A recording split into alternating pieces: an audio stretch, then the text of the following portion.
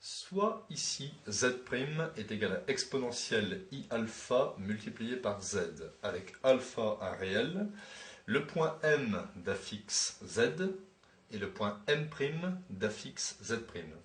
Et il faut montrer que l'angle entre OM et OM' est égal à alpha à 2π près, ou bien modulo 2π, O étant l'origine du repère.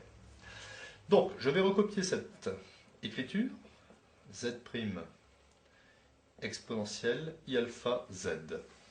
Je vais écrire que l'argument de z' sera égal à l'argument de ce produit. Puis, z' correspond en fait à l'affixe, on a dit, du point M'. Et je vais rajouter l'affixe du point O, qui est égal à 0. Est égal à l'argument. L'argument d'un produit, c'est l'argument du premier plus l'argument du second, argument de z. Alors z, c'est l'affixe du point M, et je rajoute ZO. J'obtiens donc que, si l'on connaît bien son cours, l'argument de Zm' moins ZO, c'est l'angle entre U et OM'.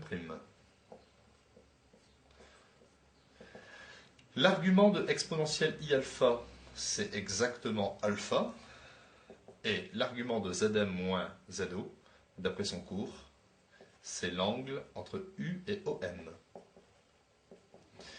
Ainsi, je vais ici transposer cette notation à gauche de l'égal. Je vais donc obtenir moins l'angle entre U et OM, plus l'angle entre U et OM' est égal à alpha à 2π près.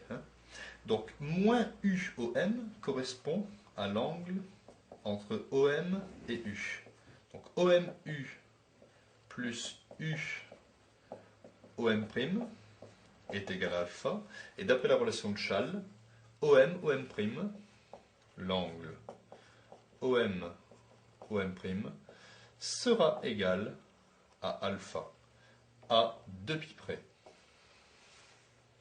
Donc, nous sommes bien arrivés au résultat demandé.